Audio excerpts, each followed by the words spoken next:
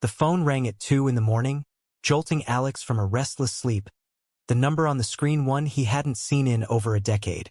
His twin brother Ben's. Heart pounding, he answered, hearing Ben's voice crack with desperation. "Alex, I need your help. I'm in deep trouble, and you're the only one I can trust." In that instant, memories flooded back, the betrayal that had shattered their unbreakable bond. But Alex couldn't hang up. Blood was thicker than the pain that had kept them apart for so long. Alex stared at the ceiling of his Brooklyn apartment, the city lights filtering through the blinds like distant stars. It had been 12 years since he'd last spoken to Ben, 12 years since the day he'd come out to his family and watched his world crumble. They were identical twins, born minutes apart in a small town in upstate New York, raised in a conservative household where their father preached traditional values from the pulpit of their local church. Alex and Ben had been inseparable, sharing secrets, dreams, and even the same mischievous grin that got them out of trouble more times than not. But beneath the surface, Alex had always felt different, a quiet ache that grew louder as they hit their teens. High school was when it started to show. Ben was the star quarterback, dating cheerleaders, embodying everything their town admired. Alex, though just as athletic, preferred the art room, sketching landscapes that captured the hidden beauty in everyday scenes. He had his first crush on a boy in sophomore year, a quiet kid named Jamie who played guitar in the school band. It was innocent at first, stolen glances, late-night talks about music, but it awakened something in Alex that he couldn't ignore. He buried it deep, fearing the judgment that loomed like a shadow over their family dinners, where their father railed against the moral decay of society. By college, the twins had drifted slightly, attending different schools.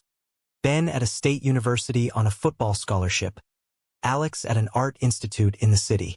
It was there, surrounded by a more accepting crowd, that Alex finally embraced his identity. He met Ryan, a fellow student with kind eyes and a laugh that made Alex feel seen for the first time. Their relationship blossomed slowly, from coffee dates to shared weekends exploring Manhattan's hidden gems. Ryan was patient, understanding the weight Alex carried from his upbringing. "You don't have to hide anymore," Ryan would say, holding Alex's hand in public, a simple act that felt revolutionary. But the secret couldn't stay buried forever. During a family Thanksgiving back home, Alex decided it was time. The table was laden with turkey and all the fixings, the air thick with the scent of pumpkin pie. After dinner, as everyone lounged in the living room, Alex cleared his throat. "I have something to tell you all," he said, his voice steady despite the knot in his stomach.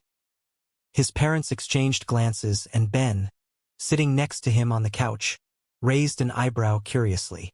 "I'm gay," Alex announced, the words hanging in the air like a challenge. Silence followed, broken only by the ticking of the grandfather clock. His mother's face crumpled, tears welling up as she whispered, "Oh, Alex, no." His father stood abruptly, his voice booming. "This is not how we raised you. This is a choice, and it's the wrong one."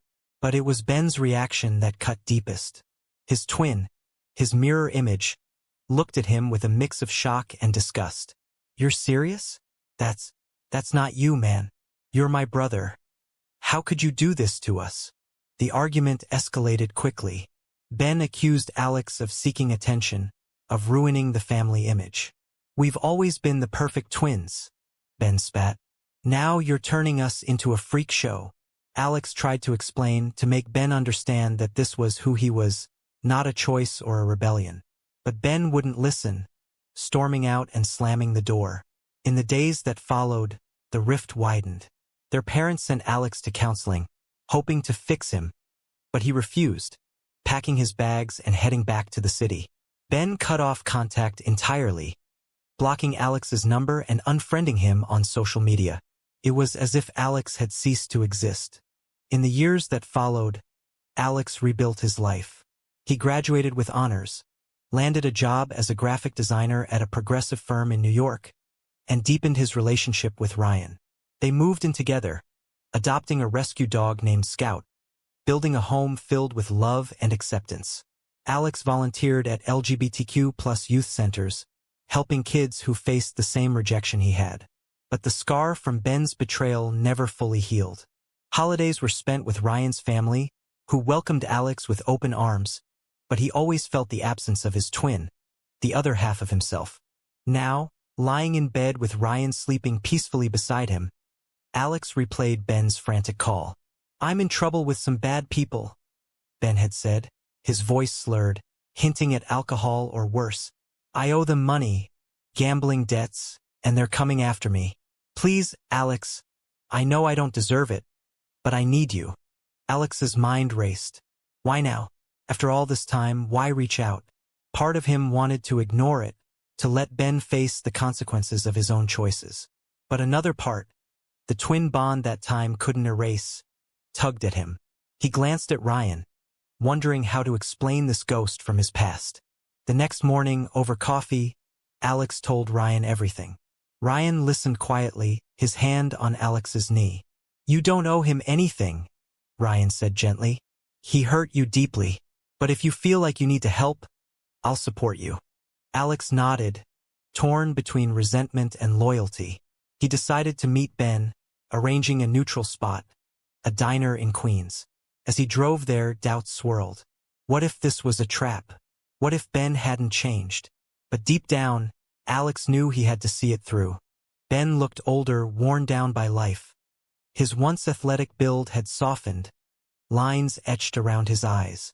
They sat in a booth, the hum of the diner masking the awkward silence. "Thanks for coming," Ben muttered, avoiding eye contact. "I didn't know who else to call." Alex crossed his arms. "After what you did, you rejected me, Ben. Your own brother." Ben winced. "I know. I was wrong. I was scared, following Dad's lead. But things have changed. I've changed." As Ben explained his spiral, losing his job, turning to gambling to cope with a failed marriage, Alex felt a mix of pity and anger. Ben's life had unraveled, mirroring the chaos he'd inflicted on Alex years ago. "I need 10 grand, Ben pleaded, "just to pay them off and start over." Alex hesitated. He had the money, saved from years of hard work, but giving it meant reopening old wounds. "Why should I?" Alex asked. Ben finally met his gaze. "Because we're family. Twins. That has to mean something." Alex left the diner conflicted, promising to think about it. Back home, Ryan held him as he vented. "It's not just the money," Alex said. "It's about forgiving him. Can I?" The decision weighed heavy, the first crack in the wall he'd built around his heart. Days turned into a restless blur for Alex as he mulled over Ben's plea. Work at the design firm became a distraction, his sketches lacking their usual flair, his mind wandering back to that diner booth. Ryan noticed, cooking Alex's favorite meals and suggesting walks in Central Park to clear his head. "Whatever you decide, it's your choice," Ryan said one evening, as they sat on their balcony overlooking the skyline. "But don't let it consume you." Alex appreciated Ryan's steadiness, an anchor in the storm of emotions. Their relationship had been his salvation, a testament to love's healing power, yet now it felt tested by this intrusion from the past. Flashbacks haunted Alex's nights. He remembered the summer they turned 16, when he and Ben built a fort in the woods behind their house, sharing dreams of the future. Ben wanted to be a pro athlete. Alex dreamed of traveling the world, capturing its wonders on canvas. "We'll do it together," Ben had said, punching Alex's arm playfully. The dynamic duo. But that unity shattered with Alex's coming out. In the aftermath, Alex faced isolation not just from family but from their shared community. Whispers followed him on visits home, old friends distancing themselves. It fueled his determination to thrive in the city, where diversity was celebrated. Ben's situation gnawed at Alex. He did some digging, calling mutual acquaintances from their hometown. What he learned painted a grim picture. Ben had divorced 2 years ago, his ex-wife citing his drinking and gambling. He'd lost his coaching job at the local high school amid rumors of impropriety. Nothing proven, but enough to tarnish his reputation. "He's hit rock bottom," one old friend said. "But he's your brother." Alex wrestled with the societal expectations of family loyalty. In a world quick to judge LGBTQ plus individuals, was he obligated to extend grace to those who judged him? One afternoon, Alex visited the youth center where he volunteered. A teenager named Miguel shared his story of being kicked out by his parents for being gay. "How do you forgive them?" Miguel asked. Alex paused, thinking of Ben. "Forgiveness isn't for them, it's for you to move forward. But it doesn't mean forgetting." The words echoed in his mind. That night, he told Ryan he was considering helping Ben, but with conditions. "He needs to acknowledge what he did," Alex said. Ryan nodded. "Set boundaries. Protect yourself." Alex arranged another meeting, this time at a park near his apartment. Ben arrived on time, looking slightly better, as if hope had given him a spark. "I've thought about it," Alex began. "I'll help you, but we need to talk, really talk." Ben agreed, and for the first time he opened up about his regrets. "After you left, Dad doubled down on his views, but Mom missed you terribly. I was angry at myself for not standing by you." Alex felt a thaw in his resentment. "You called me a freak," he reminded. Ben hung his head. "I was wrong. I see that now. The world's changing, and I was stuck in the past." As they walked, Ben asked about Alex's life. Hesitantly, Alex shared about Ryan, their home, their happiness. To his surprise, Ben listened without judgment. "I'm glad you found someone," Ben said softly. "You deserve that." It was a small step, but it bridged a chasm. Alex wired the money that evening, feeling a weight lift. But doubts lingered. Was this reconciliation genuine, or just desperation? Weeks passed, and Ben kept in touch, updating Alex on his progress. Joining a support group for gamblers, seeking therapy. Alex introduced him to Ryan over a video call, the conversation awkward but civil. Ryan was cautious, protective of Alex. "He seems sincere," Ryan admitted later. "But watch your back." Alex agreed, but the rekindled connection stirred old longings for family unity. He even considered reaching out to their parents, though the thought terrified him. Then came the twist. Ben called one night, excited. "I got a job offer in the city, coaching at a community center. Could I crash with you for a bit?" Alex froze. Inviting Ben into his world meant exposing Ryan to potential discomfort, risking the peace they'd built. "Let me talk to Ryan," Alex said. The discussion was heated. Ryan worried about Ben's past homophobia resurfacing. "What if he slips back into old habits?" Ryan asked. Alex understood, but argued for second chances. "People can change. I have to believe that." They agreed to a trial period, Ben staying in their guest room. The first days were tense, Ben tiptoeing around, Ryan polite but distant. Over dinners, stories from their childhood emerged, laughter mixing with lingering pain. Ben attended a pride event with Alex, an eye-opening experience. "I get it now," Ben admitted. "The love, the community, it's real." Alex felt hopeful, but society's shadows loomed. News of anti-LGBTQ plus legislation in other states reminded him of the fragility of progress. As Ben settled in, conflicts arose.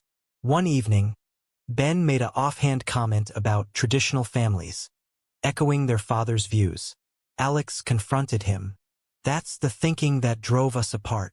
Ben apologized, but it highlighted the work ahead. Ryan pulled Alex aside. "This is straining us. Is it worth it?" Alex reassured him, but inwardly questioned if blood ties justified the emotional toll. The high stakes became clear when Ben's past caught up. A creditor, unsatisfied with the partial payment, tracked him down. Threats escalated, putting Alex and Ryan in danger. "This is my mess," Ben insisted. "I'll handle it." But Alex refused to abandon him again. The brothers faced the crisis together, forging a new bond amid the chaos. The threats started subtly. An anonymous call to Alex's phone. A voice growling, "Your brother's debt isn't settled." Alex's heart raced as he hung up, glancing at Ben across the living room. Ben's face paled when Alex relayed the message. "I thought the 10 grand covered it," Ben stammered. "They must want interest." Ryan, overhearing, exploded. "This is exactly what I feared. We're not safe because of your mistakes." The apartment, once a sanctuary, now felt like a pressure cooker, tensions boiling over the intrusion of Ben's troubles. Alex mediated, calming Ryan while pressing Ben for details. It turned out Ben had borrowed from a shady loan shark tied to organized crime in their hometown, a decision born from desperation after his divorce. "I was stupid," Ben admitted, "but I'll fix it." Alex insisted on involving the police, but Ben hesitated. "These guys don't play by rules. Reporting them could make it worse." The dilemma weighed on Alex: protect his new family or risk everything for his blood one. Societal stigmas added layers. Ben's fall from grace as the golden boy contrasted with Alex's rise despite rejection, sparking internal debates about redemption and privilege. Nights grew sleepless. Ryan suggested Ben leave. "We can't live like this." Alex agreed it was unfair, but abandoning Ben felt like repeating history in reverse. "He's trying," Alex pleaded. Their arguments highlighted the emotional labor Alex invested in reconciliation, a burden often shouldered by those marginalized. Ryan, understanding from his own coming-out struggles, softened. "Okay, but we set ground rules. No more secrets." Together, they devised a plan. Alex used his design skills to create fake documents for Ben to negotiate more time. Nothing illegal, just a bluff to buy breathing room. Ben contacted the creditor, offering installments from his new job. Meanwhile, Alex reached out to a lawyer friend specializing in debt relief. The process was grueling, filled with late-night strategy sessions. Ben opened up more, sharing how their father's rigid views had shaped his initial reaction to Alex's coming out. "I was afraid of losing his approval," Ben confessed. "But losing you was worse." As bonds strengthened, external pressures mounted. Their parents learned of Ben's troubles through the grapevine, calling Alex for the first time in years. His mother's voice trembled. "We heard about Ben. Is he with you?" Alex's response was guarded. "Yes, and we're handling it." The call stirred mixed emotions, hope for family healing versus fear of renewed judgment. He didn't mention Ryan, testing the waters. The creditor's men showed up one evening, banging on the apartment door. "Open up, or we'll break it down," they shouted. Panic ensued. Ryan barricaded the door while Alex called 911. Ben stepped forward. "Let me talk to them." Through the peephole, he negotiated, promising payment. The men left, but not before smashing a window, a warning shot. Police arrived too late, but the incident galvanized the trio. "We're in this together," Alex declared, hugging Ryan tightly. In the aftermath, Ben attended therapy with Alex, confronting their shared trauma. Sessions revealed Ben's internalized homophobia, rooted in their upbringing. "I projected my fears onto you," Ben said tearfully. Alex forgave but emphasized boundaries. Forgiveness doesn't erase the hurt. Ryan joined a session, voicing his concerns, fostering understanding. The experience deepened Alex and Ryan's relationship, proving its resilience. Society's conflicts mirrored their personal ones. Protests against LGBTQ+ rights flared in the news, reminding Alex of ongoing battles. He organized a fundraiser at the youth center, Ben volunteering alongside. Seeing Ben interact positively with queer youth was transformative. "This is what I missed," Ben reflected. But skepticism lingered. Could change be trusted? A breakthrough came when their parents visited. Tensions were high, the air thick with unspoken words. Their father, older and frilier, struggled with words. "We've seen the error in our ways," he said haltingly. "The church is evolving." Alex introduced Ryan as his partner, bracing for backlash. To his surprise, acceptance flickered. Their mother hugged Ryan. "Thank you for loving our son."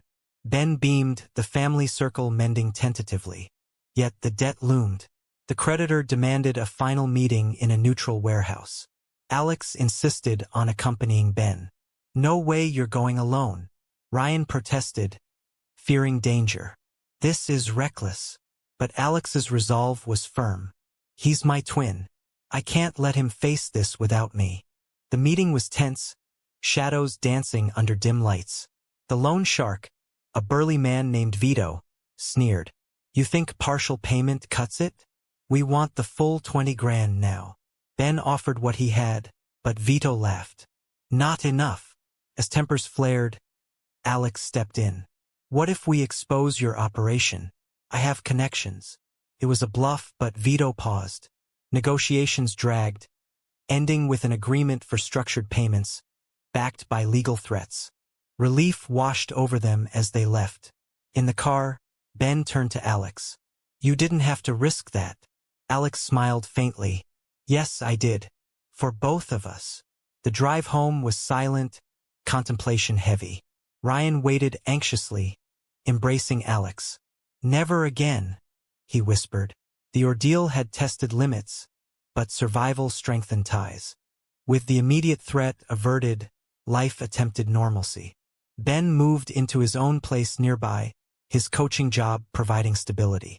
Alex and Ryan reclaimed their routine, date nights resuming with renewed appreciation. But scars remained, subtle shifts in dynamics. Alex found himself hypervigilant, jumping at unexpected noises, a remnant of the warehouse confrontation.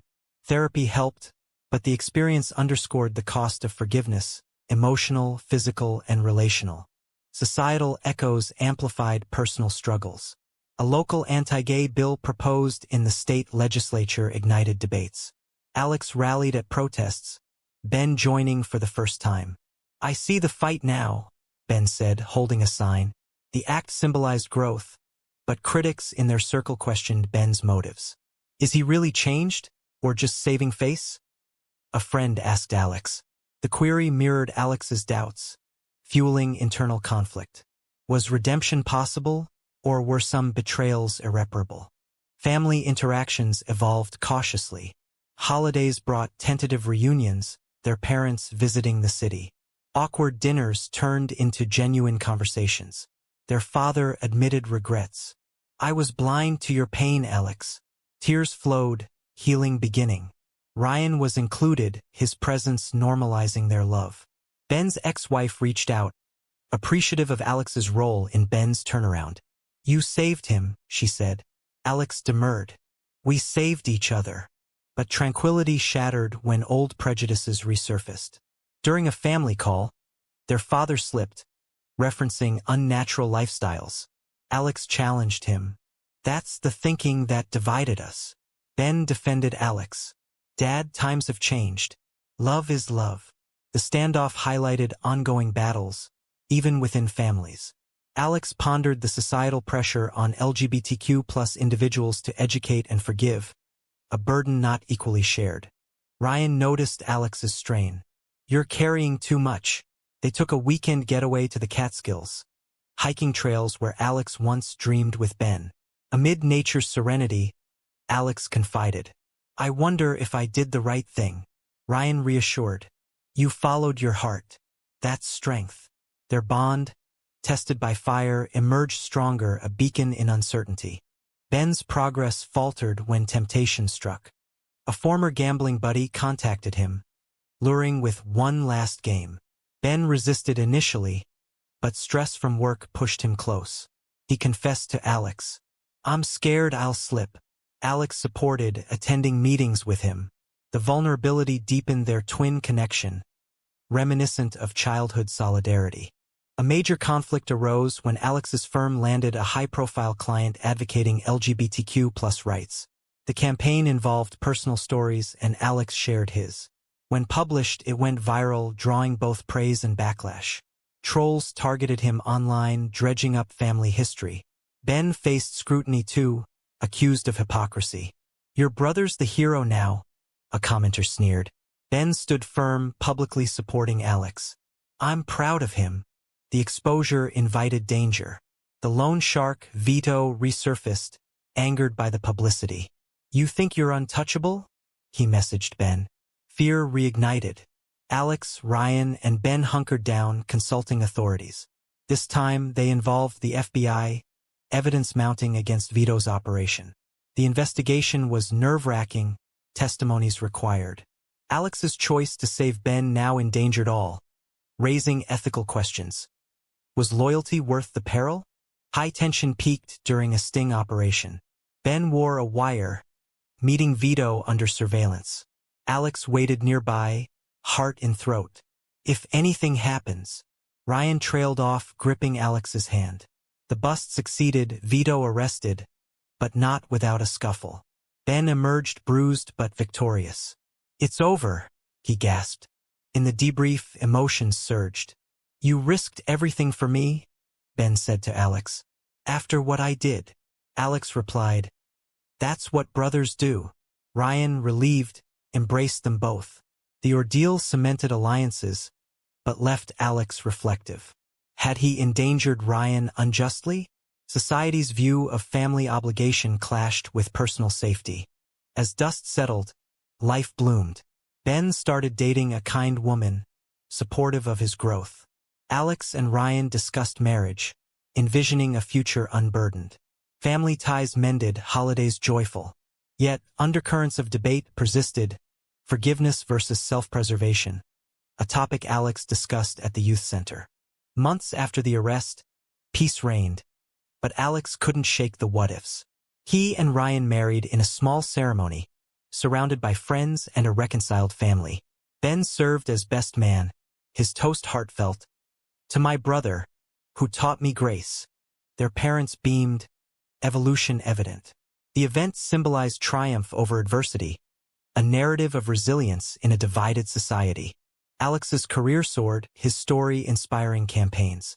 He authored articles on family reconciliation post-rejection, sparking discussions.